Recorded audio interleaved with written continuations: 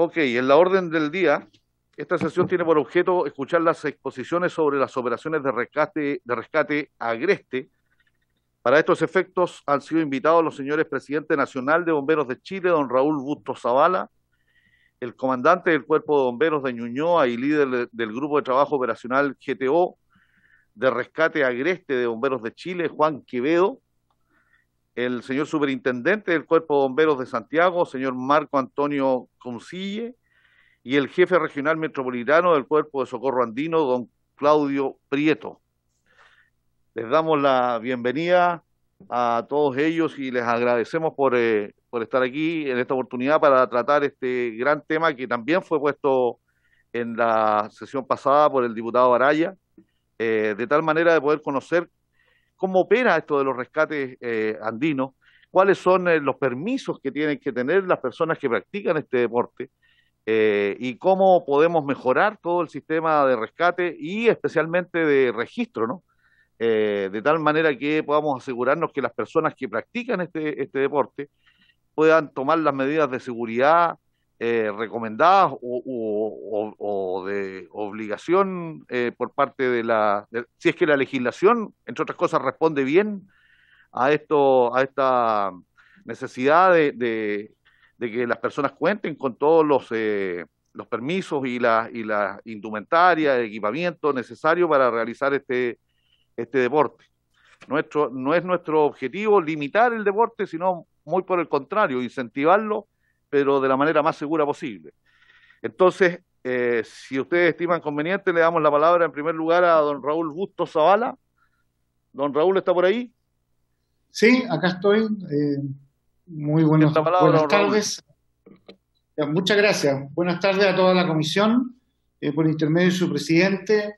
Me gustaría ilustrar lo que está hoy haciendo Bomberos de Chile en estas materias de búsqueda y rescate en Agreste.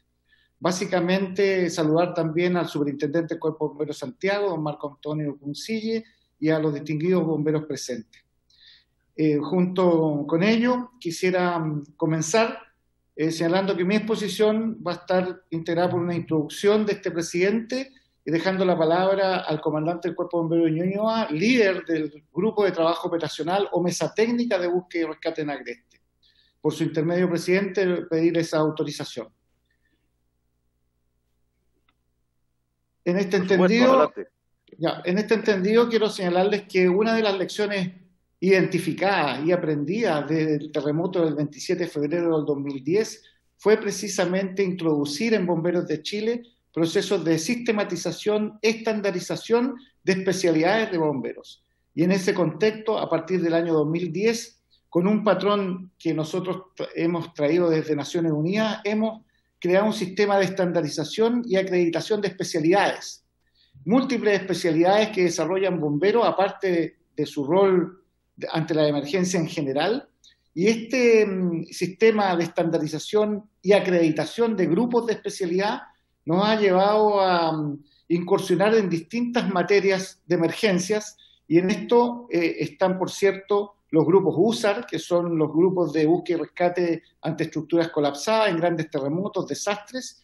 También están los grupos de búsqueda y rescate subacuático, y también estamos desarrollando los grupos de búsqueda y rescate en zonas agrestes, que es materia de esta comisión, poder ilustrarles y poder señalarles en qué estamos hoy con estos temas. Hoy lo principal para Bomberos de Chile es acreditar grupos de esta especialidad en este contexto de la búsqueda y rescate en zonas agrestes, geográficamente, ¿verdad?, más complicadas, y prácticamente Chile, desde Arica a Puerto Williams, tiene características por su condición geográfica en especial. En este sentido, hoy día estamos acreditando grupos de especialidad para fortalecer la capacidad operativa en materia de búsqueda y rescate en agreste. Antes del 2010, estos grupos más bien obedecían a un reaccionar de Bomberos de Chile, pero hoy día la estandarización y la sistematización busca un perfeccionamiento en la respuesta operativa. Y lo que queremos es que un grupo de Arica, de Atacama, de la región metropolitana o del sur de Chile, conversen, se hablen y, ¿verdad?, tengan el mismo idioma en cuanto a la operación y la sistematización de su respuesta. Lo estamos logrando, tenemos ya los primeros grupos acreditados, hay muchos en lista, y en eso me gustaría dejar la palabra entonces al comandante Juan Quevedo, quien es el que lidera junto con una mesa de trabajo en que hay múltiples cuerpos bomberos participando, todo el proceso de sistematización, estandarización y acreditación de estos grupos de respuesta. Y ahí van a tener ustedes también la posibilidad de ver los múltiples aspectos que refiere esta disciplina. Hoy, Bomberos de Chile trabaja en sistematizar su respuesta operativa luego del terremoto de febrero del 2010 como una de las grandes lecciones aprendidas. Necesitamos sistematizar, estandarizar nuestros grupos de respuesta para que hayan grupos de especialidad para poder enfrentar este tipo de acontecimientos. Dejo con usted entonces al comandante Juan Quevedo.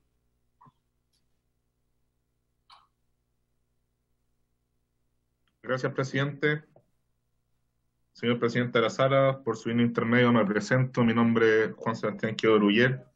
Soy comandante del Cuerpo de Bomberos de Ñuñoa y, como explicó el presidente Raúl Busto, el líder del GTO de rescate de Agreste, mesa técnica que ya lleva un desarrollo hace bastante tiempo con respecto a la búsqueda y rescate en espacio agreste. Señor presidente, si me dejara por favor compartir una presentación que hemos preparado especialmente para esta ocasión. Autorizado. Muchas gracias.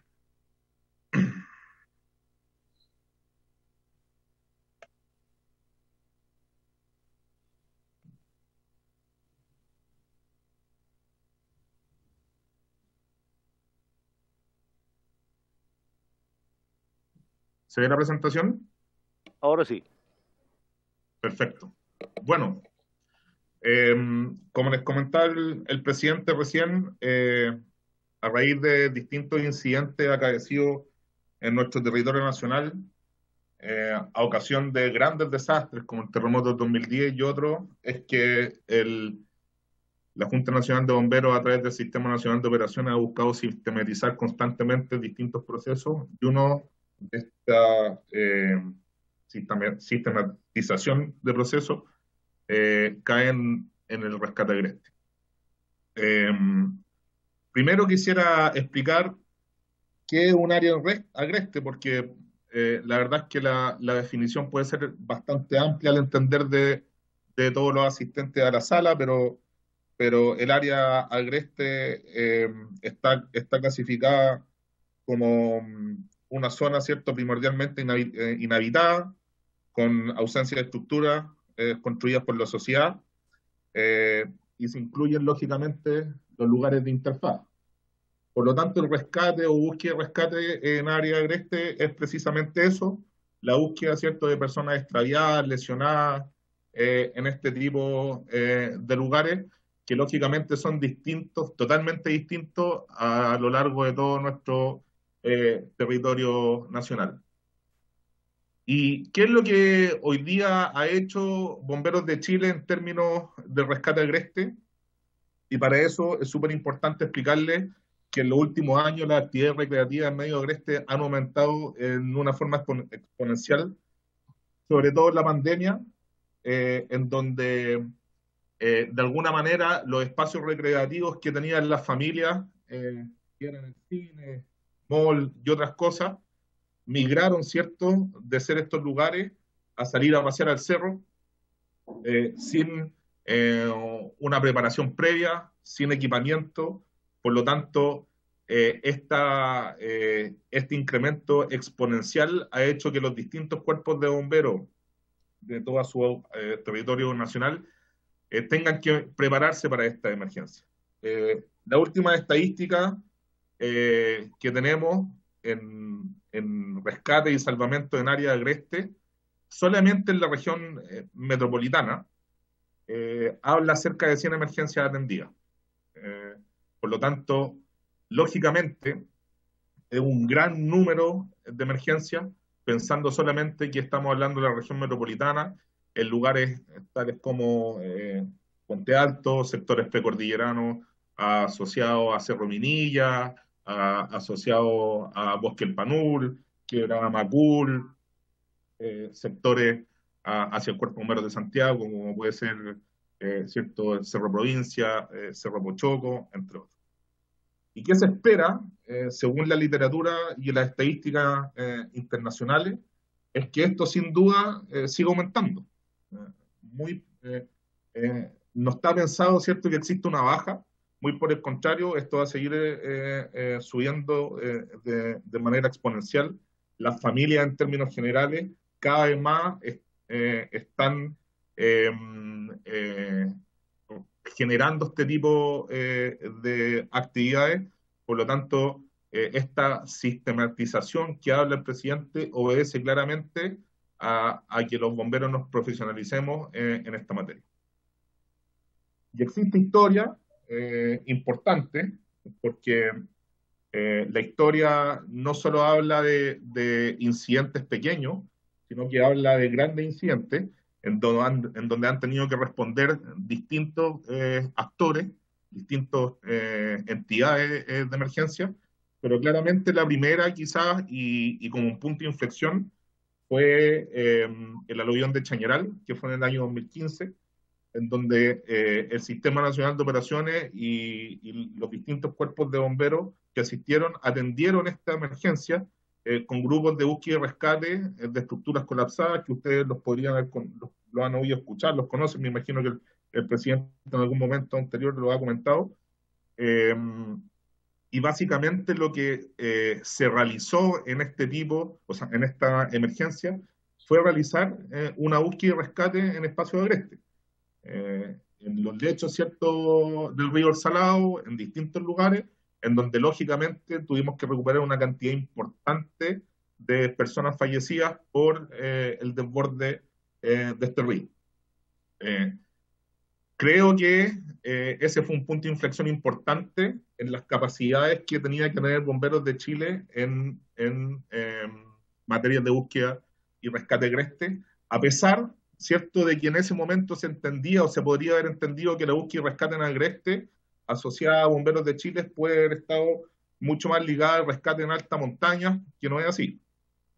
Y después, un desastre bastante grande en Villa Santa Lucía, el 2017 o el 2018, si mal no recuerdo, en donde nuevamente el Sistema Nacional de Operaciones responde a la necesidad de generar búsqueda y rescate en espacios recónditos, ¿cierto?, en espacios de interfaz, en donde nuevamente generamos asistencia con características muy similares a las que asistimos a Chañaral, ¿cierto?, respondiendo con ciertos medios USA.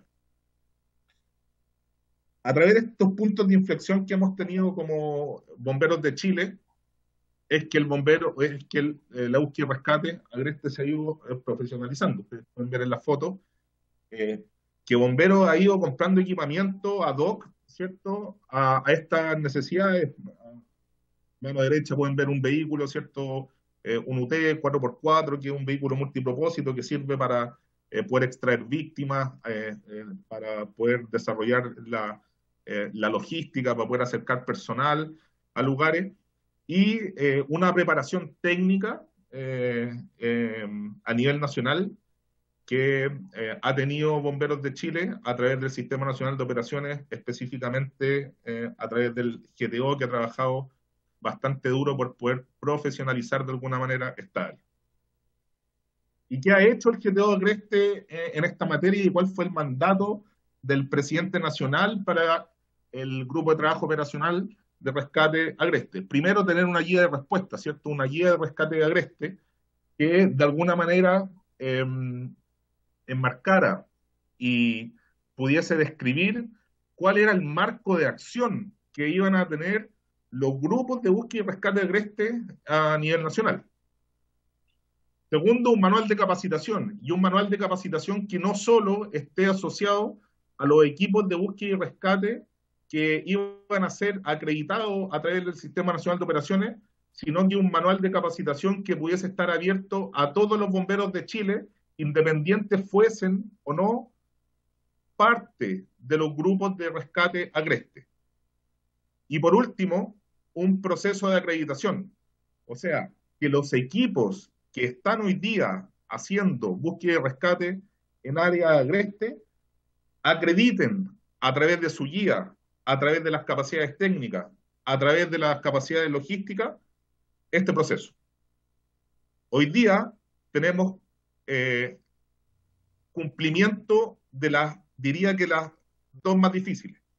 Uno, la guía de rescate agreste. Segundo, el proceso de acreditación. El manual de capacitación está en su fase final, en proceso de revisión. Probablemente el segundo semestre de este año empecemos a pilotear este manual de capacitación y afortunadamente todos los bomberos de Chile van a poder ser capacitados en esta materia. Y hoy día, a través de estos tres productos, ¿qué podemos ofrecer como bomberos de Chile? Primero, búsqueda de víctimas sin paradero conocido. ¿En qué? En senderismo, ¿cierto? En actividades deportivas, como los comenté antes, actividades familiares, desastres naturales, ejemplo, aluviones, como lo que ya pasó en Chañaral, accidente aéreo, o también puede ser complemento de grupos o complemento a incidentes GERSA, ¿cierto? De rescate subacuático. Muchas veces los componentes GERSA empiezan, ¿cierto? Su búsqueda en los mismos lagos, en los mismos ríos, pero la emergencia finalmente termina en que las víctimas o las personas desaparecidas están en los lechos de río, perfectamente pueden ser competencias de estos grupos de búsqueda y rescate agreste. Y lógicamente en presuntas desgracias, la PDI y distintas instituciones, fiscalía, no activados en distintas oportunidades, en presuntas desgracias, en búsqueda y rescate agrestes de personas que no se sabe el paradero, que han manifestado intenciones de atentar contra su vida, y hemos tenido, ¿cierto?, que activar capacidades importantes para poder ir en ayuda de estas personas. Y también rescate de lesionados con paraderos conocidos. Muchas veces las centrales de alarmas de los distintos cuerpos de bomberos reciben georreferenciaciones, ¿cierto?, de personas que no alcanzaron a bajar porque se les vino a la noche, porque están pasando frío, porque necesitan un helicóptero, etcétera, etcétera. Y lo que hacen los cuerpos de bomberos a través de sus centrales de alarma es despachar unidades más cercanas para poder evaluar la situación y de esa manera activar todos los componentes necesarios para realizar esta búsqueda y rescate en espacios agrestes. Como lo he dicho, bomberos no realiza, y no es el objetivo de bomberos realizar rescate o búsqueda y rescate en alta montaña. Por lo tanto, muchas veces bomberos ha tenido que llegar a evaluar la situación y activar, por ejemplo, GOPE, Ejército, Socorro Andino, entre otras instituciones. ¿Cuál es el alcance operacional que creemos que los grupos de búsqueda y rescate agreste deben tener? Esto está inserto en la guía, pero sin duda la guía puede ir variando, no es un documento que esté escrito en piedra, sino que es un documento que puede tener distintas mejoras, pero lógicamente existen distintas realidades en las diferentes regiones. Lo primero, lógicamente, es estandarizar la capacitación y el equipo. Eso lo logramos, como les dije anteriormente, con la guía y con el proceso de capacitación y el manual. Pero hemos delimitado un límite geográfico norte, un límite geográfico sur, ¿cierto? En donde dice que la zona norte va a trabajar hasta los 4.500 metros, la zona central hasta los 3.500 metros y la zona sur hasta los 2.500 metros. Lógicamente, cada vez que el Sistema Nacional de Operaciones debe activar un grupo de búsqueda y rescate agreste, el Sistema Nacional de Operaciones, en conjunto con los grupos de búsqueda y rescate agreste, tienen que ser capaces de medir el alcance operacional de cada una, ¿cierto?, de estas intervenciones reales que vamos a tener. ¿Qué hemos logrado en estos años, desde el 2018, que el GTO Agreste ha trabajado justo al Sistema Nacional de Operaciones? Como indicaba el presidente nacional hace muy poco, hace un mes ya empezamos los procesos de acreditación y tenemos ya 2 equipos acreditados. El primer equipo en acreditarse fue uno de la quinta región del Cuerpo de Bomberos de San Esteban, y el segundo en equipo a acreditarse recién este fin de semana fue el equipo del Cuerpo de Bomberos de Puente Alto. 2 equipos tremendamente fuertes, 2 equipos con tremendas capacidades para poder asistir a cualquier territorio a nivel nacional para poder desempeñarse en una búsqueda y rescate agreste. Pero eso no termina, tenemos un total de 12, o teníamos hace muy poco un total de 12 equipos en proceso, pero afortunadamente hemos satisfactoriamente encontrado muy buena respuesta de los distintos cuerpos de bomberos para los procesos de acreditación. Y es por eso que tenemos hoy día en proceso de acreditación equipos tremendamente también comprometidos con, no solamente con el ámbito de capacitación, sino también con el ámbito logístico, como el Cuerpo de Bomberos de Santiago, en donde se encuentra presente su superintendente, y Nicolás Oliver, también miembro del GTO, el Cuerpo de Bomberos de Antofagasta, el Cuerpo de Bomberos de Yungay, el Cuerpo de Bomberos de Puerto Montt, Cañete, Colina, Tomé, Huepil, Futalefú, Arica. Bueno, como pueden ver, hemos desarrollado, ¿cierto?, una guía robusta, hemos logrado tal sistematización que todos estos cuerpos de bomberos van a prestar un futuro soporte, un futuro apoyo a los incidentes o intervenciones que tengan que ver con rescate en agreste. Esperamos que dentro de este año se puedan acreditar al menos 3 equipos más, y en el primer Q y segundo Q del año 2023 esperamos que todo este listado de equipos ya esté totalmente acreditado. No obstante, podrían seguir apareciendo, ¿cierto?, más equipos acreditados o en proceso de acreditación a nivel nacional de manera futura. Con esto he querido relatar en muy poco tiempo todo el trabajo que ha hecho Bomberos de Chile en términos estratégicos, en lo que se refiere el presidente nacional en torno a la sistematización del Sistema Nacional de Operaciones, y cómo ha trabajado Bomberos de Chile para lograr, ¿cierto?, aumentar sus capacidades sobre la búsqueda y rescate en espacios de agreste. Muchas gracias por la completa presentación. Le damos la palabra al superintendente del Cuerpo de Bomberos de Santiago, don Marco Antonio Comcille.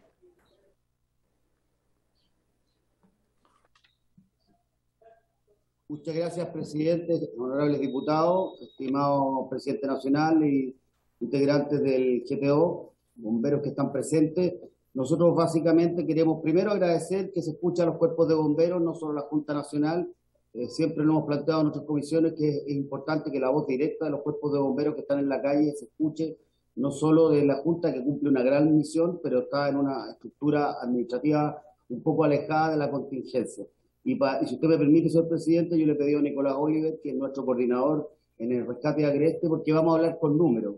Tenemos nosotros, y esto es la dimensión real de lo que significa el rescate agreste a nivel de respuestas de emergencia, y con los números creo que hablan por sí solos y son bastante contundentes. Si usted me permite, le doy la palabra a Nicolás Oliver.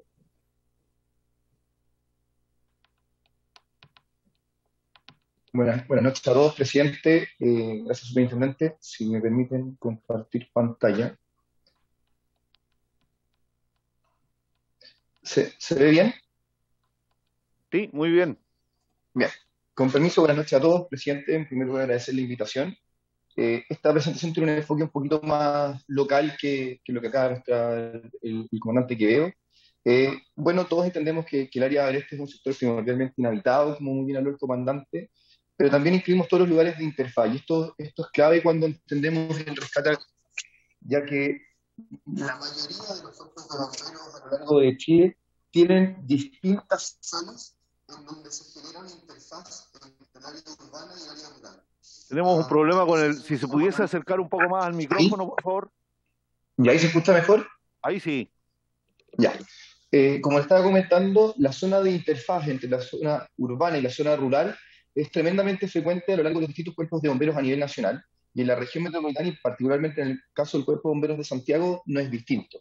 Como el comandante comentó muy bien hace algunos minutos, nosotros tenemos dos tipos grandes de las búsquedas de víctimas para conocidos, aquellas víctimas con una importancia muy relevante, ya que los tiempos y los recursos destinados para estos dos tipos distintos de emergencia son completamente diferentes. Cuando nosotros no sabemos dónde está una víctima, la cantidad de recursos que vamos a desplegar y la cantidad de horas que nuestro material mayor, los distintos vehículos que cuentan los bomberos, en el caso del Cuerpo de Bomberos de Santiago, y sobre todo el recurso humano que desplegamos, va a ser mucho más amplio y va a ser mucho mayor a lo que tendríamos, por ejemplo, en el caso de una víctima que ya tenemos un paradero conocido. ¿Ya? Me voy a detener algunos segundos en este último caso, que son las víctimas con paraderos conocidos, que acá entran situaciones importantes desde el punto de vista logístico, ya que habitualmente los medios tradicionales con los que contamos bomberos para poder acceder a estas víctimas no nos sirven. Acá nuestros grandes carros de bomberos, los vehículos que tenemos, no nos permiten acceder de buena manera y necesitamos contar con medios no tradicionales o no conocidos habitualmente como vehículos de bomberos, como en el caso de los UTV o los ATV. Y acá, por cierto, que una de las herramientas más útiles es el que nuestros propios voluntarios puedan acceder desde infantería a estas víctimas. Eso conlleva un cambio logístico o un cambio de paradigma logístico tremendo. Nosotros pasamos de utilizar uniformes de incendios estructurales a vestirnos como rescatistas para ir a subir un cerro o ir a hacer un trekking, una actividad mucho más deportiva. Acá hay que entender que estas víctimas no solamente van a ser pacientes politraumatizados, que es algo clave. Nos empezamos a enfrentar con pacientes que no necesariamente eran los habituales que veíamos en un accidente vehicular, o en un accidente de tránsito, o en algún accidente cuando prestábamos apoyo en el entorno urbano. Empezamos a tener condiciones médicas descompensadas. Tenemos pacientes que se han infartado en el Cerro Manquehue, ataques de epilepsia en el provincia, y un sinnúmero de condiciones médicas que los bomberos habitualmente no atendíamos y que en los últimos años hemos debido enfrentar porque somos la primera unidad de respuesta muchas veces en llegar a este tipo de pacientes o este tipo de víctimas que requieren nuestro apoyo. En general, el rescate en áreas agrestes es un rescate que va en aumento. Esto va muy de la mano con la cantidad de oferta outdoor que estamos teniendo en los últimos años, no solamente a nivel regional, sino también a nivel nacional. Y en particularmente la región metropolitana, y en especial el área que atiende el Cuerpo de Bomberos de Santiago, esta oferta ha crecido de manera exponencial. Y una de las cosas que nos ha dicho la literatura internacional y las distintas publicaciones que hay respecto a la materia es que mientras más horas pasemos en esta interfaz urbano-rural o francamente en la zona agreste, mayor va a ser la cantidad de accidentes y necesitamos que la gente que va a responder a estas emergencias, sean médicas o sean traumáticas, estén capacitados. Acá nosotros podemos ver cómo partimos en el 2017 con casi 20 emergencias en el año, hasta un pic en el año 2021, en plena pandemia, en que llegamos a tener más de 100 emergencias. La tendencia durante el año 2022 es alcanzar la misma cantidad de emergencias en el año 2021 y probablemente superar, como ha sido la tónica en los últimos años, solamente disminuir en el 2020 al inicio de la pandemia, de manera sistemática en el aumento. Dentro de la jurisdicción del Cuerpo de Bomberos de Santiago, nosotros presentamos este mapa de calor que demuestra cómo a través de toda la interfaz urbano-rural hemos tenido distintas acciones o distintas emergencias, tanto traumáticas como médicas, y por cierto que la concentración va a estar en aquellas comunas donde esta interacción urbano-rural es mucho más amplia, como en el caso de Lo Barnechea, Vitacura o Las Condes. Sin embargo, tenemos emergencias también en cerros islas, como han sido denominados, como en el caso del Cerro San Cristóbal o incluso el Cerro Santa Lucía, que han tenido que responder un poco distinto a lo que habitualmente se hacía. Los rescates tienen algunas estacionalidades. Nosotros vamos a ver que el pic en general está dado en los meses de invierno. Este año no ha sido la diferencia y se estima que el aumento vaya a ser exponencial también en el mes de julio, un poco proyectando lo que pasó durante el año 2021 y el año 2020. Acá la gran diferencia fue en que el año 2020, producto de la pandemia y las medidas restrictivas que tuvimos respecto al acceso a los cerros, a la movilidad, se vio interrumpido y no tuvimos emergencias durante esos meses. Pero la tendencia siempre ha sido que en los meses de junio, agosto, tenemos un pic en este tipo de emergencias. Cuando nosotros analizamos los números, la verdad es que la lógica tiene mucho que decir en esta situación. La gran mayoría de las emergencias ocurren en los días inhábiles, como es el sábado y el domingo, por la actividad deportiva que se desarrolla, Sin embargo, tenemos emergencias en días tan poco frecuentes como un martes a las 2 de la mañana o un día absolutamente laboral y en horario absolutamente laboral. Los horarios de accidentes tienen que ver mucho con los horarios en que la gente habitualmente practica más estas actividades deportivas y tienen que ver en los horarios clásicos de participación, que son entre las 10 y las 8 de la noche. En resumen, estos son rescates que van en aumento. La evidencia internacional es clara en decir que las medidas prohibitivas no tienen un impacto directo en disminuir la cantidad de accidentes, que las medidas preventivas como educación y prevención sí son útiles, y que una vez que parte la actividad en lugares outdoor o en lugares agrestes, que por cierto todos conocemos los beneficios que ello conlleva desde el punto de vista de la salud física y mental, debemos estar preparados como instituciones para poder responder. La capacitación y la preparación de unidades de primera intervención es fundamental para que estos rescates, que son desde el punto de vista logístico, tremendamente complejos, los podamos desarrollar de una manera más eficiente y más segura. Aquí debemos tener protocolos transversales de atención a víctimas. Esto no solamente corre para bomberos, sino que a todas las unidades de primera respuesta en este tipo de incidentes, sean de salud, de policías, de militares o de bomberos en nuestro caso, debemos tener protocolos que sean similares. Hay experiencia en el mundo que se ha logrado hacer esto de muy buena forma. Y es clave que la coordinación y la participación de los distintos actores, tanto en respuesta como en coordinación de emergencia, debe ser hecha con protocolos y con fundamentos sustentados en la literatura actual que nos permitan llevar de una mejor manera el desarrollo de este tipo de rescate.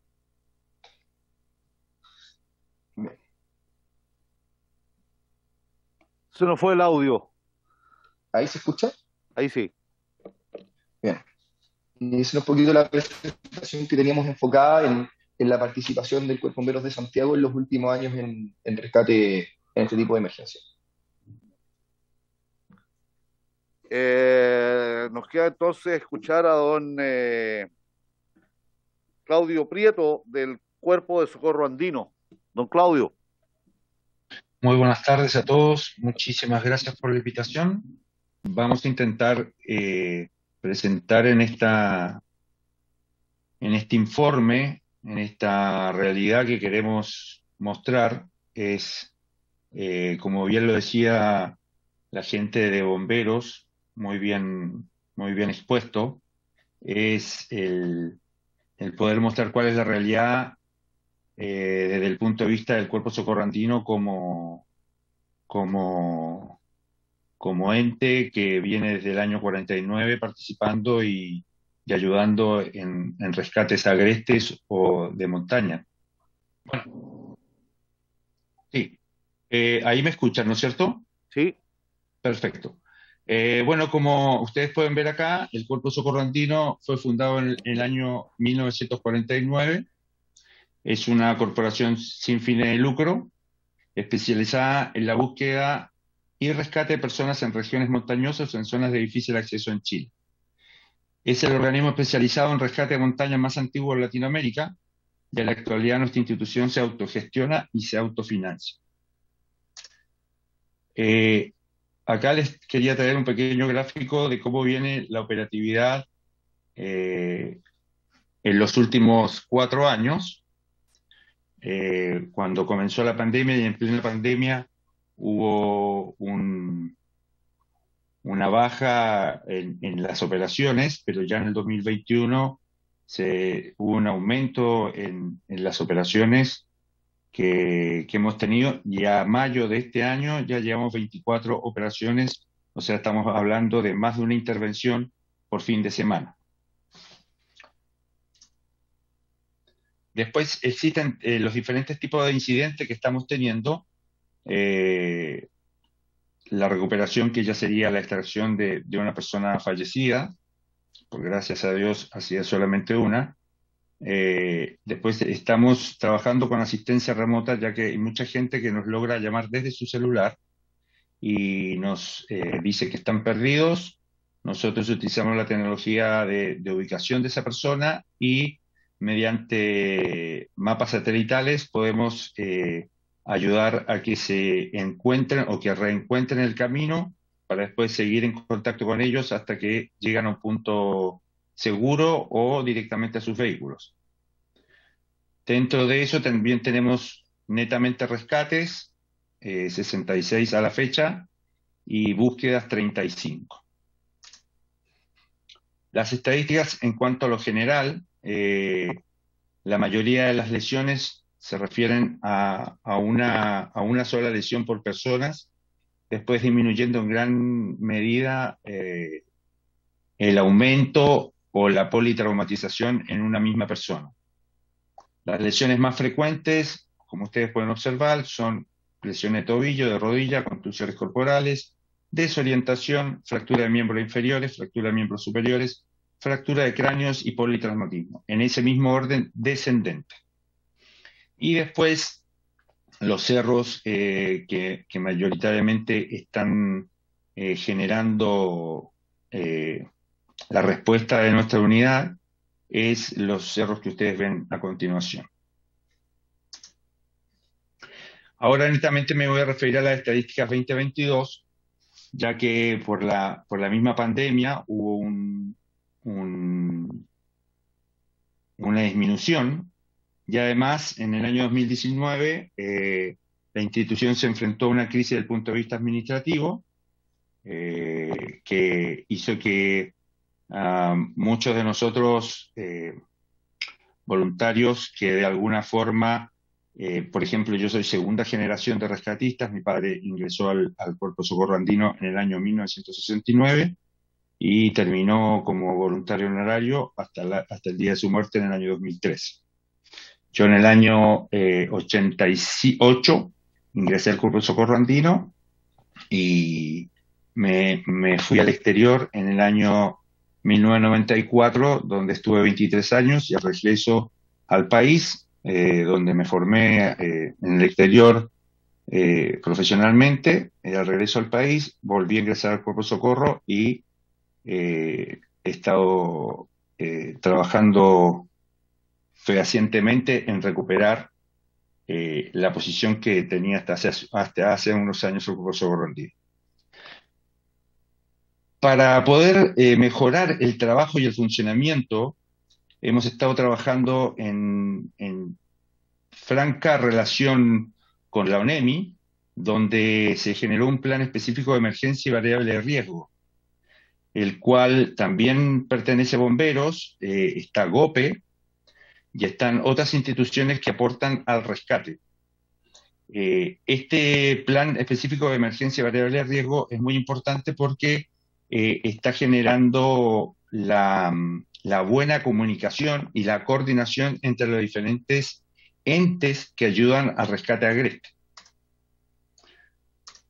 Las estadísticas a abril del 2022, como ustedes pueden ver, la gran mayoría están siendo en el sector Cerro Manquehue, Cerro El Carbón.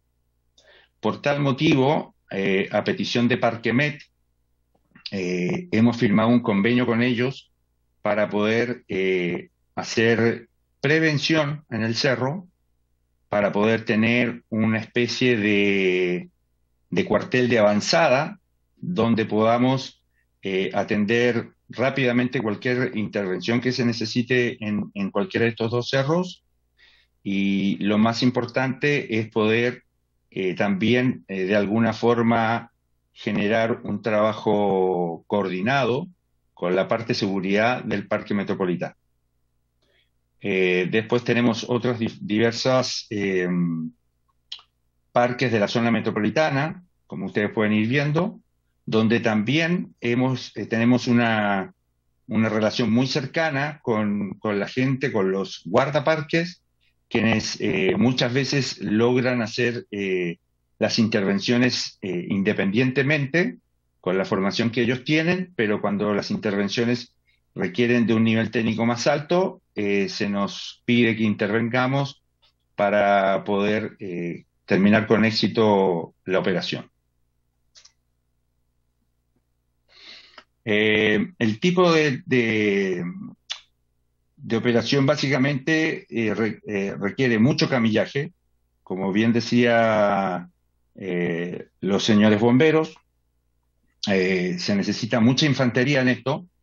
Muchas veces los vehículos motorizados no tienen el espacio ni existe el terreno para poder ingresar con ellos y se necesita avanzar y llegar hasta el punto donde se encuentra la víctima en infantería con personal que esté preparado para poder llegar al punto, poder estabilizar a la persona y luego empezar su descenso.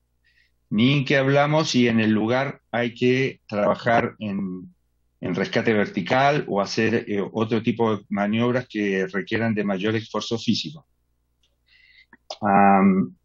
Después también se da la asistencia en descenso de personas que están perdidas, la cual se puede dar a cualquier momento, a cualquier hora y a cualquier día de la semana, donde generalmente vamos con un grupo acotado de 3, 4 rescatistas para encontrar a la persona y ayudar en su descenso, pensando que la persona o sabiendo que la persona se encuentra en buen estado. Después tenemos asistencias con cuerda, que serían rescates netamente de un nivel técnico más alto. Y después hemos logrado en casos muy puntuales la ayuda de la policía con sus helicópteros para poder evacuar a las personas de lugares de difícil acceso y de difícil evacuación, lo que podría poner en peligro la salud vital de esas personas. Y después tenemos, en cuanto al 2022, lesiones múltiples, un número de 2 casos, y lesiones de pierna, tobillo y rodilla, 7 y 3 respectivamente, y personas desorientadas, 7 personas. La actual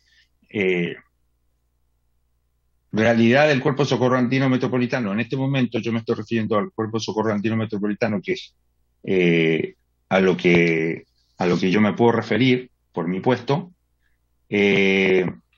Asumí como director jefe en enero del 2021, como ya les dije, donde seguí la tradición de mi padre, retomando también la dirección del Cuerpo de Socorro Andino a nivel nacional. En este momento, un hijo de un ex director nacional del Cuerpo de Socorro Andino durante 25 años tiene la dirección nacional, y así la directiva nacional en este momento tiene 3 hijos o 3 personas como segunda generación de rescatistas, lo cual ha hecho que el compromiso con la institución y el buscar el avance consolidado de la misma esté como primera prioridad en este instante.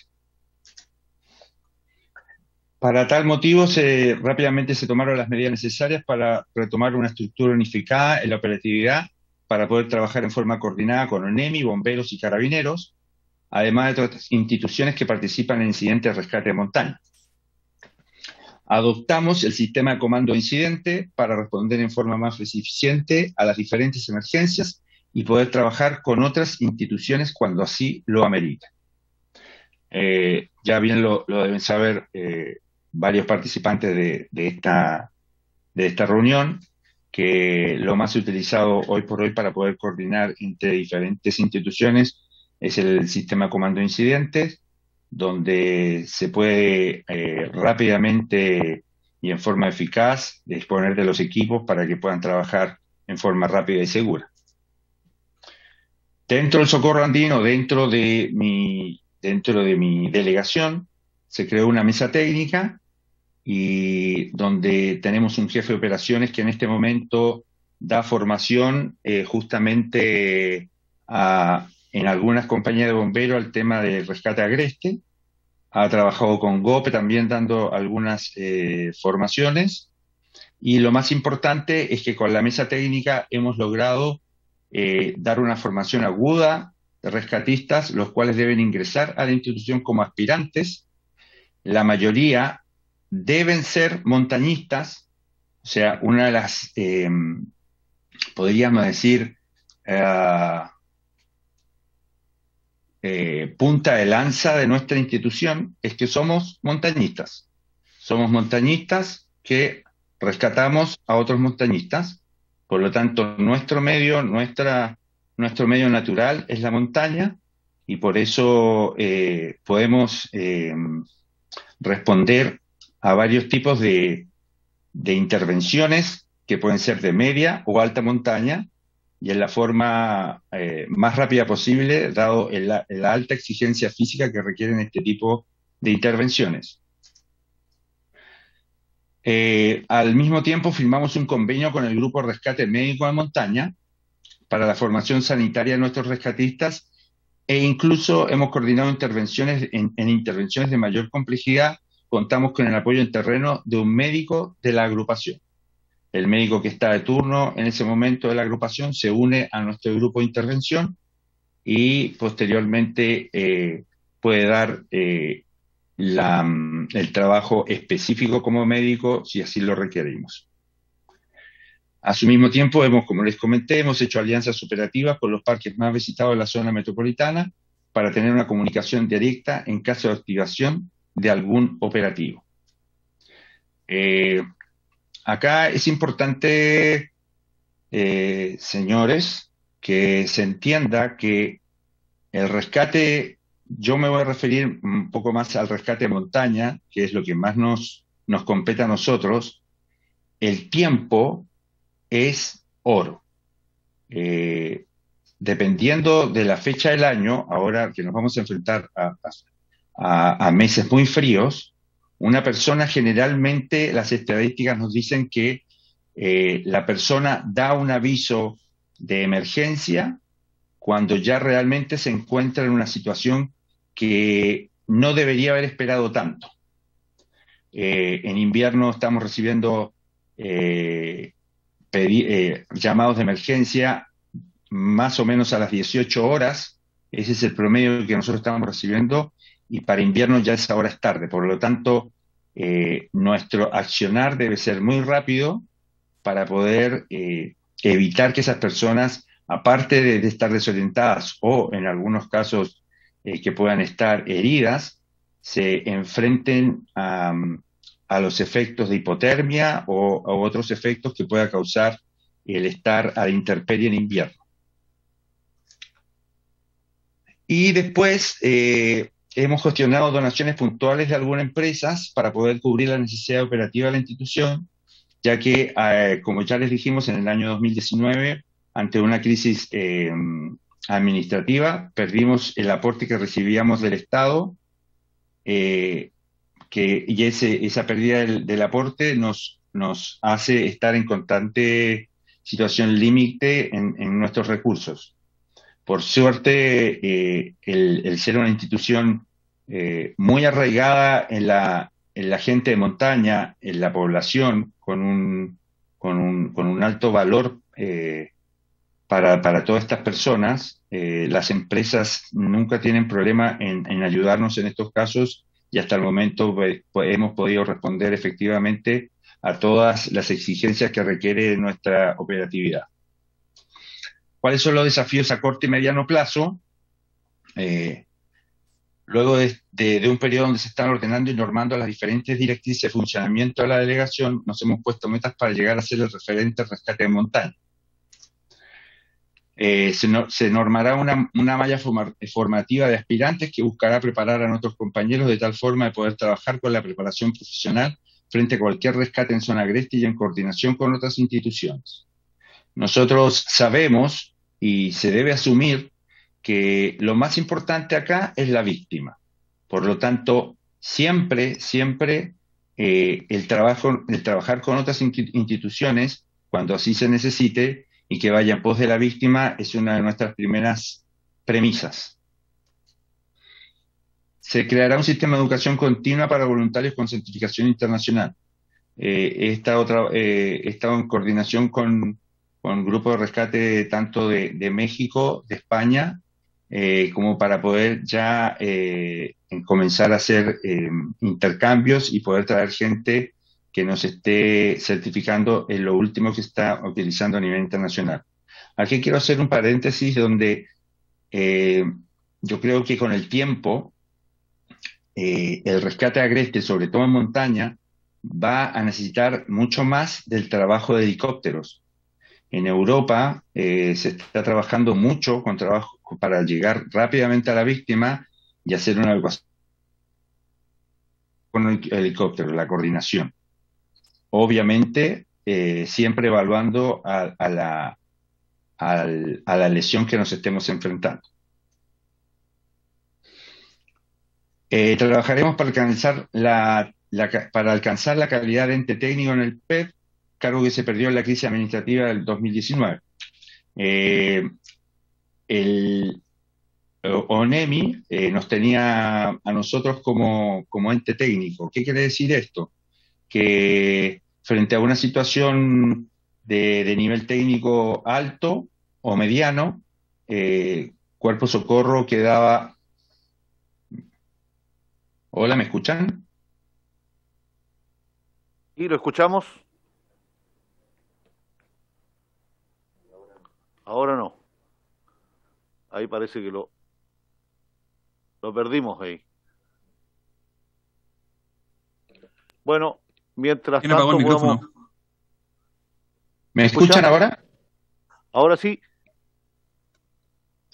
¿Podría? Sí, yo lo escucho perfecto. Ok. Si puede hacer una síntesis, por favor, para... Sí. Entonces, básicamente, lo que nosotros estamos ofreciendo en este instante, como les venía diciendo, es básicamente una formación específica para el rescate de montaña, dado que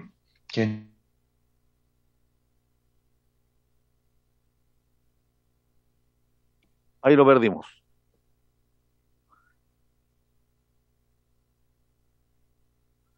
Si vamos a hacer consulta, ¿alguno de ustedes tiene alguna consulta que hacer? Diputada. Buenas tardes. Por su intermedio, señor presidente, consultar, yo creo que al primero de los invitados, ¿cuáles son los tiempos que duran las búsquedas de personas extraviadas dentro del contexto de su actividad? Y a la última persona que expuso, al señor Prieto, consultarle, como habló de los helicópteros de rescate que existían, ¿con cuántos helicópteros contamos para esos efectos? Eso. Gracias, señor presidente. Sí. La palabra al diputado primero y después responden, por favor. Ok. Sí, yo creo que la consulta va de la siguiente forma. ¿Tenemos alguna ley o algún instrumento legal en relación a que han habido situaciones donde pasó un caso especialmente en Chiloé, en Cucao, en el sector de Cucao, que hubo una persona extraviada aproximadamente por 2 semanas, donde se ocuparon buzos tácticos, helicópteros, aviones y todo el aparataje de las fuerzas de orden y también de seguridad de la zona.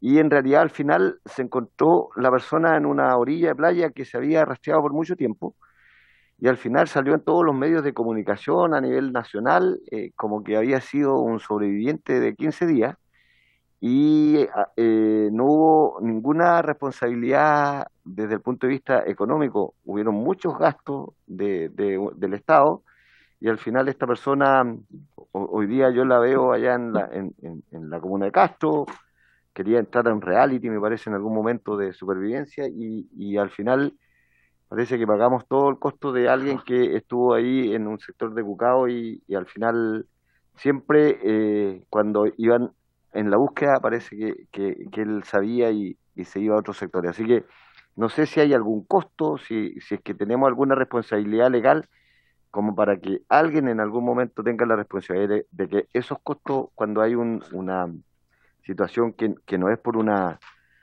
tragedia, pudiéramos considerarla dentro de una nueva ley.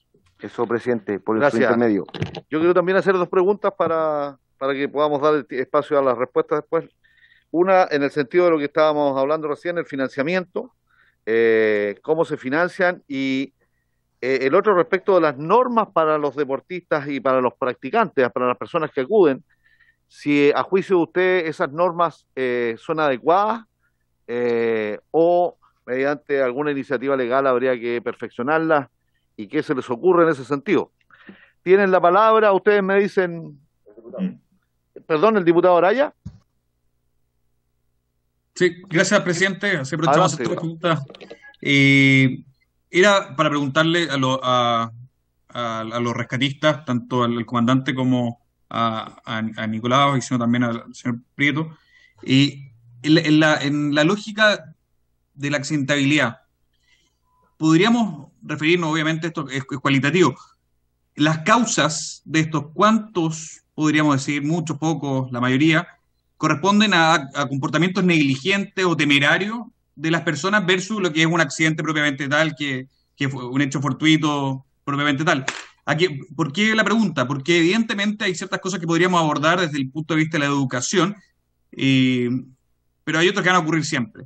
Y en ese sentido, ¿cómo ven ustedes la posibilidad, bien, de sancionar a quien tiene una conducta temeraria y genera operaciones de rescate? Por ejemplo, el que sube a las 11 o 12 de la noche a un cerro porque quiere sacarse una foto, sin ningún equipamiento, sin iluminación, sin la ropa adecuada, ¿servirá, no servirá? Tal vez la parte más, sigue una pregunta un poco abierta y institucionalmente les puede contestarla, pero creo que por ahí puede ser parte de lo que podemos trabajar, y evidentemente que esto sirva, y lo estoy pensando, que esto sirva como excusa también para poder promover educación propiamente de montaña o del comportamiento en lugares ecuestres, de modo tal que esto nos permita también oficiar e involucrar al Ministerio de Educación, etcétera, y otras instituciones, pero partir con algo en esa línea. Gracias, presidente. Muy bien, entonces vamos a dar la palabra contra petición nomás. ¿Respondo yo, presidente, usted? Muy bien. ¿Sí? Adelante, presidente. Déjame responder la primera parte, que más bien involucra todo el tema de financiamiento, por su intermedio, señor presidente. Aquí hay dos preguntas fundamentales. Primero, los periodos operacionales, lo decía la señora diputada, los periodos operacionales. ¿Cuánto dura un periodo operacional en estas materias? Cuando hablamos de periodo operacional es el tiempo en que se despliega una fuerza de rescate, un grupo de rescate en estas materias.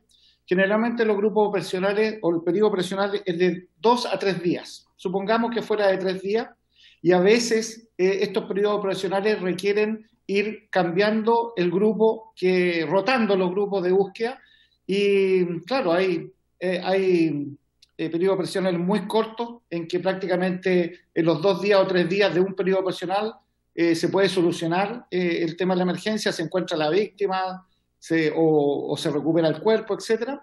Pero hay también periodos operacionales tremendamente largos, como por ejemplo los de Chañaral, que fueron prácticamente cerca de 41 días de rotación de equipos, como también la búsqueda del joven, ¿se acuerdan ustedes de Cochamó? También un periodo operacional bastante largo.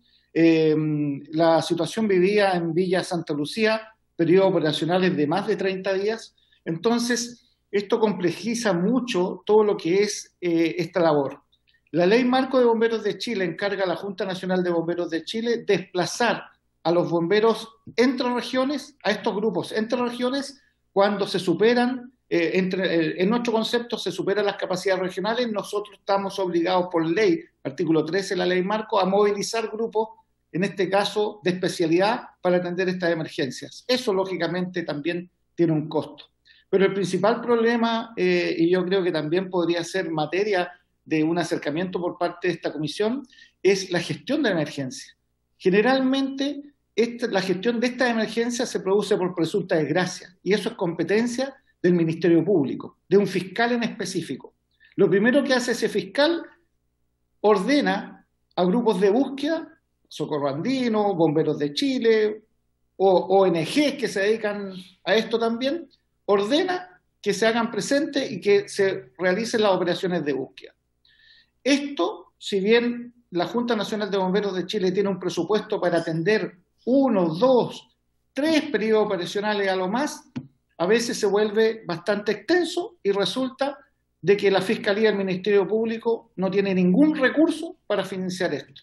Y por lo tanto, después nos piden informes y prácticamente por qué se ha suspendido la búsqueda. Muchas veces el fiscal se opone a la suspensión de la búsqueda y realmente es que nadie paga esto. la institucionalidad, la legalidad en estas materias en Chile, a decir verdad, es bastante precaria. Depende prácticamente de los organismos de rescate, del financiamiento que pueda sostener el Grupo de Rescate Andino, los bomberos de Chile, y eso realmente para nosotros no puede ser. Tampoco aborda muchas veces la ONEMI estas búsquedas, y un poco se desentiende también del financiamiento de estas operaciones. Aquí no hay alertas como en las otras situaciones de incendios forestales.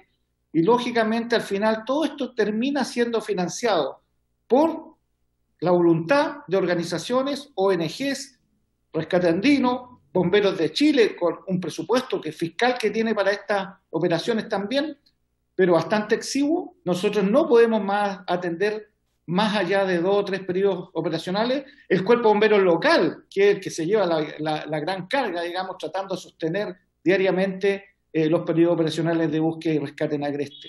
Este es un tema preponderante. ¿Y qué pasa al final? El gobernador, ¿verdad?, asume un poco los costos, trata de pelear los costos, pero al final no hay una política integral respecto a esta materia.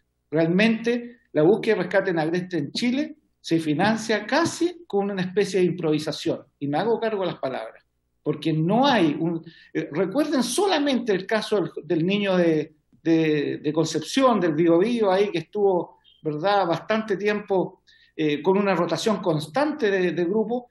Bueno, fueron las autoridades locales, las autoridades políticas locales, un sinnúmero de apoyos financieros para sostener, pero no hay una política integral en cuanto a enfrentar esto. Yo creo que eso se echa de menos. Y lo que más también tenemos que tener en cuenta, este organismo que es el Ministerio Público, que mandata órdenes y bueno, uno es una autoridad, tiene que respetarla, tiene que obedecerla, tiene que constituirse, pero realmente detrás de eso la Fiscalía no tiene ningún sistema financiero para dar soporte a estas búsquedas. Eso, desde el punto de vista de Bomberos de Chile, es una de las grandes críticas al sistema. Y yo creo que en eso, bueno, habrá que tener alguna vía de acercamiento, de legislación. ¿Quién se hace cargo realmente del financiamiento de estas operaciones? Al final terminan siendo un resorte de algunos recursos municipales, de algunos recursos de la gobernación, pero nunca una política de financiamiento integral. Así que también, por supuesto, Carabineros de Chile, otro actor muy relevante, muy importante en estas materias, que también con su propio presupuesto también atiende estas situaciones. Eso básicamente en cuanto a la parte operacional, a la parte de la gestión. Yo creo que aquí hay mucho que hacer en cuanto a la gestión de la emergencia en sí por parte de la autoridad. Y eso es algo que se echa de menos. Hoy día nosotros por Presidente, ¿tiene conocimiento usted si alguna vez se ha presentado alguna iniciativa en esta materia? No tengo conocimiento, pero sí tengo conocimiento de lo que sucedió en Villa Santa Lucía, en que prácticamente había ahí todo un entrevero entre la ONEMI y el fiscal, porque realmente, imagínense, el término de los periodos operacionales fue muy difícil en ese instante. Falta una legislación orgánica en esta materia que regule este tipo de incidentes. Gracias. Le damos la palabra entonces a... Yo me quiero referir, a ahondar un poco a lo que habla el presidente. La verdad es que... Sí, gracias, presidente. Sí. Yo me quiero referir, ahondar primero a un punto que comenta el presidente y referirme a otras 2 preguntas. Primero, hay que hacerle diferencia, lógicamente, entre la intervención en un rescate agreste a nivel local que tienen los cuerpos de bomberos a la intervención que tiene bomberos frente a una activación del Sistema Nacional de Operaciones. Cuando hablan de periodo operacional o el presidente habla de los periodos operacionales, efectivamente existen distintos tipos de periodos operacionales donde hemos estado 40 y tantos días y otros incluso en donde el periodo operacional se ha cortado en la misma movilización porque afortunadamente han encontrado a las personas, es variado. Pero generalmente lo que responde y lo que hablaba Claudio a través del rescate agreste a nivel local, en donde, por ejemplo, en la región metropolitana existe un documento que establece que el mando técnico lo tiene el GOPE y que interactúan distintas instituciones, el periodo operacional va desde un día hasta 5 días. Ustedes podrán recordar el incidente que se generó en el Cerro, en el Cerro Provincia, o la entrada del Cerro Provincia, en donde dos niños, dos jóvenes, entraron por el Cerro Provincia, terminaron en la quebrada Ramón, finalmente fueron detectadas por el SAR, por el grupo de búsqueda y rescate aéreo, en donde más o menos duró 5 días. Entonces, la verdad es que es relativo. Segundo, con respecto a los apoyos aéreos, que se hace tan necesario en los rescates agrestes que comentaba una diputada, es bastante complicado, bastante difícil movilizar recursos aéreos. Ustedes saben que la coordinación aérea para todo evento es una coordinación muy a alto nivel. O sea, es muy difícil que un comandante de incidente en terreno, que lo ha tocado ir a Nicolás, a Claudio, a mí, pueda disponer de un recurso de manera tan flexible. Generalmente el recurso aéreo es solicitado porque llegó el Ejército de Chile, ¿cierto? El Ejército de Chile, a través del EMCO o a través de otra institucionalidad interna, genera ciertas estas solicitudes que sin duda demoran horas en activarse. Entonces, es lógicamente un punto de mejora en donde los recursos aéreos pueden ser lógicamente mucho más flexibles. No solamente los helicópteros de la Fuerza Aérea, no solamente los helicópteros del Ejército de Chile pueden responder de buena forma a incidentes agrestes. Existen, lo hemos vivido nosotros, existen helicópteros de la Policía de Investigaciones y otras instituciones que nos pueden prestar apoyo. Y por último, para poder dejar hablar al resto sobre estas preguntas, creo que se hace tremendamente importante tener de una vez por todas una regulación con respecto a las entradas a los parques, ¿cierto? Y a los senderos que están emplazados en cada uno de nuestra zona geográfica precordillerana. Hoy día no existe un control de las personas que entran, por ejemplo, a Quebrada Macul, a Quebrada Ramón, al Parque Mahuía, y así puedo seguir mencionando. No existe un control de identidad de las personas, no existe un control de la ropa con que entran, no existe, lógicamente, un control con el horario en que entran. Comentaba Claudio, generalmente las solicitudes de ayuda o rescate son en la tarde, a las 6 de la tarde, cuando la persona ya se ve inmersa en un problema y ya le es difícil llegar a un punto de encuentro en donde los rescatistas puedan, con mínimos recursos, acceder.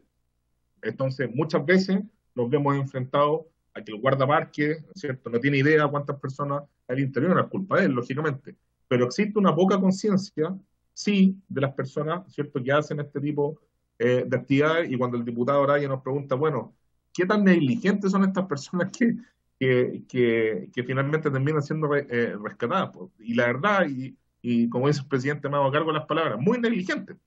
Entrar a un cerro a las 3 de la tarde con short, zapatilla, en julio, pretender subir un cerro, ¿cierto?, como es el Provincia, como es el Pochoco, como es Quebrada Ramón, es una negligencia tremenda. Esa persona no va a subir a las 3 de la tarde para ir a darse una vuelta por 1 hora, va a las 3 de la tarde para hacer cumbre, ese es su objetivo. Por lo tanto, son tremendamente negligentes en hacerlo. Y tienen que haber un marco regulatorio que de alguna manera sancione a estas personas.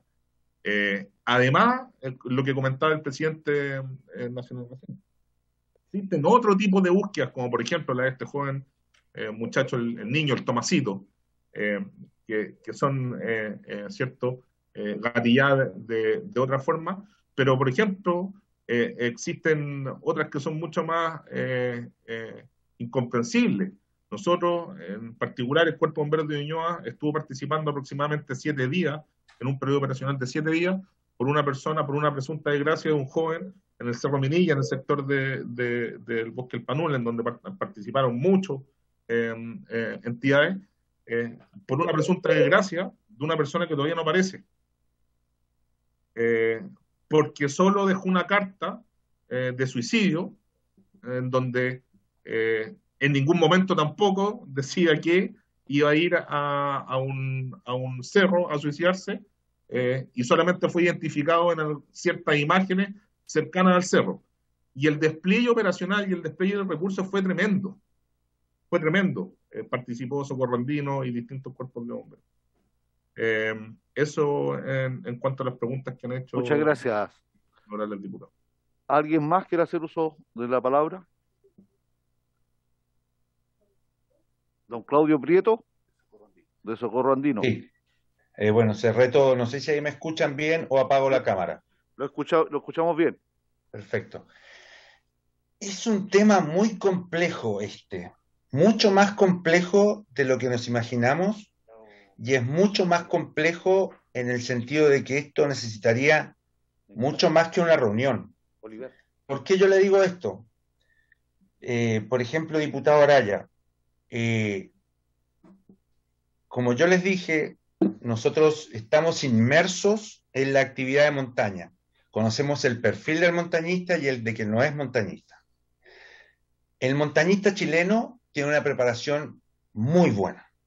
Es una persona preocupada por tomar cursos de primeros auxilios en zonas agrestes, se toman cursos de cursos básicos de montaña, de todos los cursos técnicos que pudieran haber. Pero nos estamos enfrentando a algo que mi profesión es profesor de educación física. Nos estamos enfrentando a una situación que como profesional del deporte se está dando, y qué bueno que se esté dando, que la gente está accediendo a estos parques naturales para poder tener una mayor actividad física. Entonces, la pregunta yo la hago desde otro punto de vista. ¿Se puede decir que alguien es negligente cuando es ignorante?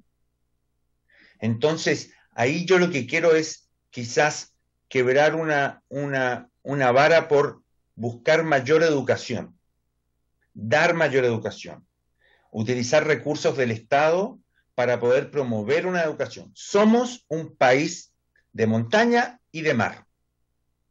Entonces, todos los niños que viven en la costa deberían tener acceso a educación sobre lo que es el mar, el agua, natación. Y los niños que viven en la montaña deberían tener acceso a cuáles son las conductas adecuadas para poder ir a la montaña. Entonces yo, antes que una sanción, y yo entiendo que la sanción es la forma, lo punitivo es la forma quizás que a una persona la podría hacer pensar más en ser o no negligente, no sé si da resultado. Como yo le dije, estoy afuera del país, en este momento estoy en Europa, mi señora es europea y es montañista europea, y ellos han ido por otra situación, que es la de la educación. Entonces, yo creo que deberíamos, sin lugar a dudas, a buscar educar a la gente por la cantidad de medios que hoy se prestan. Nosotros estamos trabajando mucho con redes sociales en este momento para poder justamente empezar a educar. En cuanto al financiamiento, claro que esas operaciones de largos días llevan un gasto gigante, y muchas veces para cuerpos voluntarios como es bomberos, como somos nosotros, es difícil afrontarlos. Ahora bien, yo creo que eso debería existir un ente coordinador en cuanto a todos este tipo de actividades que son netamente de rescate en montaña. Yo no estoy hablando tanto de búsquedas, si bien nosotros participamos, pero son muy puntuales las búsquedas que se hacen de varios días. Nuestras rescates y operaciones pueden durar desde 3 horas hasta el último rescate que se hizo a 4.300 metros en el Cajón del Maipo, en el Cerro Arenas, que nos llevó 26 horas. Entonces,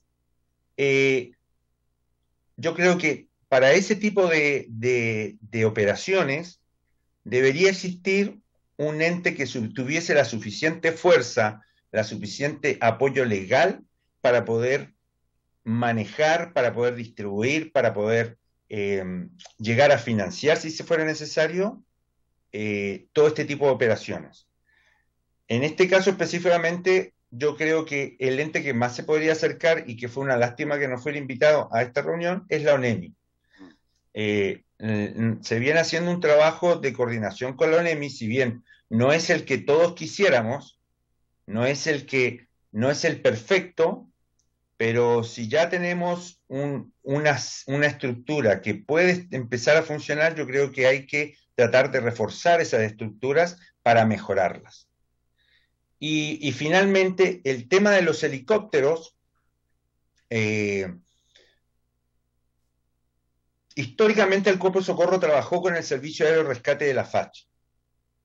Yo desde que soy pequeño nos se contaban historias de los pilotos de la FACH.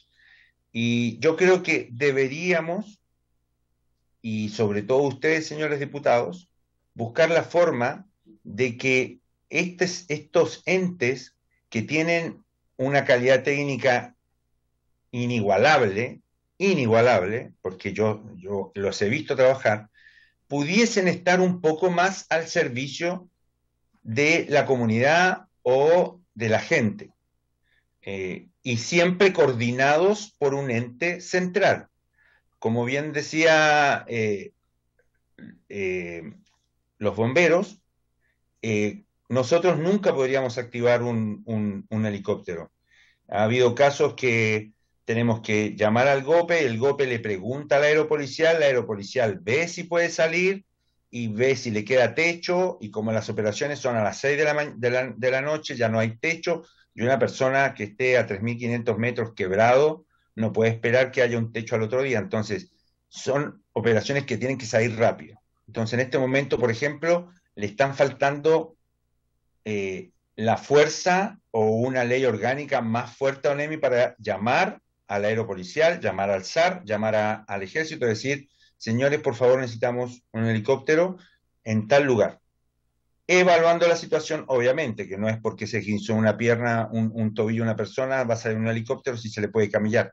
Pero si estamos hablando de una persona que tiene una fractura con compromiso arterial o posible compromiso arterial, necesitamos una rápida evacuación. Esa sería mi opinión. Muchas gracias. ¿Alguien más? Presidente. ¿Don Nicolás? Sí. De forma muy resumida y a través de su autorización, me gustaría responder algunas de las preguntas hechas en la mesa.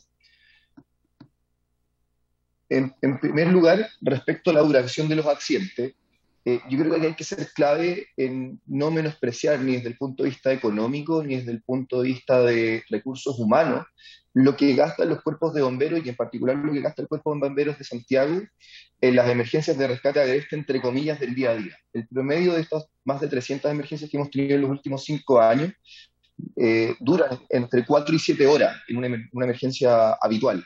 Eso involucra un recurso importante movilizado por los cuerpos en cuanto a combustible, en cuanto a logística, el desgaste de nuestras máquinas, el desgaste de nuestros drones, el desgaste de nuestros uniformes.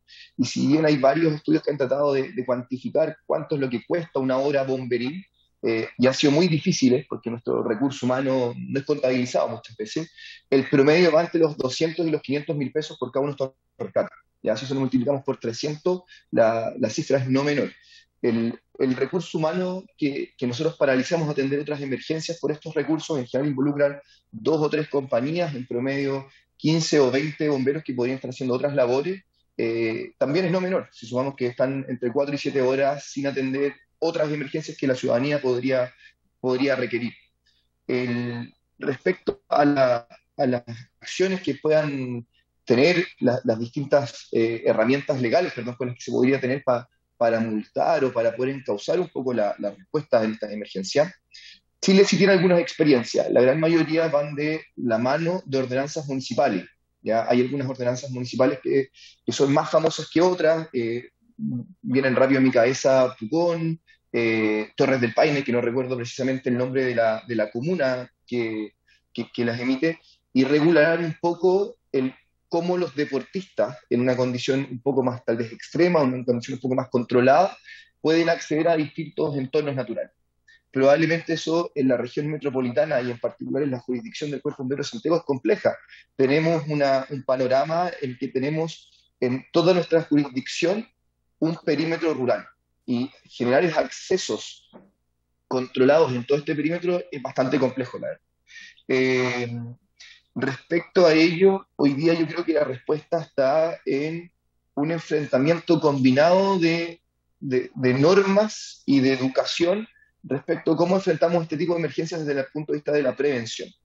Hoy día hay ciertas experiencias internacionales que han demostrado que el solo responder de una manera más bien punitiva ante un accidente por acción temeraria o acción negligente lleva a un retraso de la activación de los sistemas de emergencia. Básicamente las personas sienten que como puede haber una multa o puede haber un reproche desde el punto de vista legal o de una ordenanza municipal, empiezan a limitar la activación o la llamada de las emergencias porque creen que pueden salir por sí solos de ella. Y lo único que logran hacer es retrasar aún más la solicitud de emergencia y cuando ya la activan han pasado 4 o 5 horas, están en una situación de mucho mayor riesgo al que hubiese solicitado la ayuda de forma inmediata cuando se identificó por primera vez el riesgo. Sin embargo, yo creo que también hay rol, aquí hay conductas, como bien dice el comandante Quevedo, que son francamente negligentes en gente que tomó una decisión conociendo que el desenlace probablemente no iba a ser el más idóneo y la toma de todas maneras. Creo que obviamente la forma de estudio de cada uno de estos casos dependerá de las autoridades competentes. Sin embargo, yo creo que la clave hoy está en la prevención. Nosotros tenemos un rol de prevención, hay municipalidades que están teniendo un rol de prevención muy importante a través de los colegios, a través de campañas, y yo creo que eso ha mostrado de que hay una respuesta más eficiente cuando suceden emergencias, pero lo que es más importante nos ayuda a prevenir. Dicho eso, no podemos olvidar que Chile es un país de montaña, que las actividades outdoor tienen un riesgo implícito asociado. Nosotros estamos hablando de que hay gente que hace descenso a 50 kilómetros por hora con todas las protecciones y pueden tener accidentes graves. Tenemos parques de... Se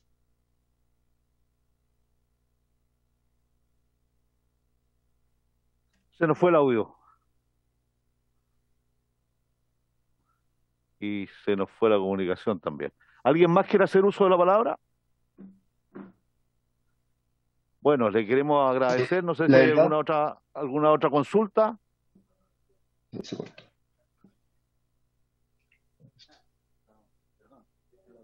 Volvió Nicolás. Sí, ahí volví. Pero... ¿Volvió? Sí, pero estoy con algunos problemas de conexión. ¿Te escuchamos? No, lo perdimos. ¿Claudio Prieto? Sí, estoy con problemas de conexión. Ok, Nicolás Oliver y Claudio Prieto parece que quería decir algo. Siempre y cuando Nicolás haya terminado o lo esperamos y sigo yo. Siga nomás, por favor, porque parece que lo perdimos. Sí, escuchando un poco a Nicolás y apoyando completamente sus palabras, la realidad de los parques cordillera, que son los que cubren casi toda la periferia rural de Santiago, de verdad hay una preocupación de ellos en cuanto a la accesibilidad, que las personas queden registradas. Hay una educación de su parte. Lo que yo, como Cuerpo Socorrandino, estamos tratando de implementar ahora es análisis de riesgo de esos parques para poder apoyar a los administradores de esos parques en generar mejor señalética, mejores consejos, porque así como decía Nicolás, yo creo que por donde tenemos que apuntar es, suponiendo que se viene el invierno, hacer una gran señalética de que usted está ingresando a un sector con estas características y usted debe estar vestido de esta forma. Ahora bien, siempre tenemos gente que va a entrar por la ventana. Y eso yo creo que también pasa, si bien por una actitud negligente, yo creo que va muy asociado de la ignorancia, y vuelvo a recalcar eso. No lo digo en forma despectiva, sino que lo digo si quieren, cambiamos la palabra ignorancia, de la falta de experiencia. Porque cualquier persona que esté metida en el mundo outdoor sabe que hay actitudes que no puede hacer, que no puede irse a las 11 de la noche a un mirador en la montaña para ver cómo está la ciudad, sabiendo que puede pasar un momento muy complicado.